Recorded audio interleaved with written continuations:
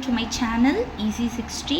இன்னைக்கு Tamil Nadu syllabus standard 12 chapter 1 exercise 1.7ல homogeneous ஈக்குவேஷனுக்கு கொடுத்துருக்கிற 2 கேசஸ் பற்றி டிஸ்கஸ் பண்ண போகிறோம்.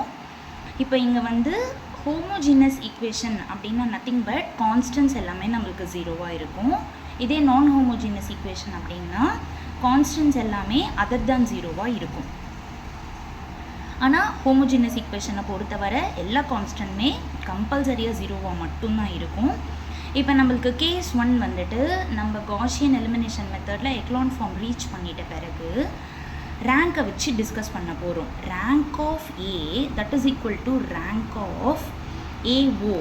இது ரெண்டுமே ஈக்குவலாக இருக்குது நம்பர் ஆஃப் அன்னோன்ஸ்க்கு. அப்போது then the system has a unique solution and it is the trivial solution. இது கேஸ் 1. கேஸ் 2 பார்த்திங்கன்னா ரேங்க் ஆஃப் ஏவும் ரேங்க் ஆஃப் ஏஓவும் ஈக்குவலாக இருக்கும், பட் நம்பர் ஆஃப் அன்னோன்ஸை விட கம்மியாக இருக்கும். அதாவது ரேங்க் வந்து 2ஆக இருக்கலாம், இல்லைனா ரேங்க் வந்து 1ஆக இருக்கலாம், பட் கண்டிப்பாக ரேங்க் வந்து 3ஆக இருக்கக்கூடாது. அப்படி இருந்துச்சு அப்படின்னா தென் த சிஸ்டம் ஹாஸ் எ நான் ட்ரிவியல் சொல்யூஷன். Thank you children.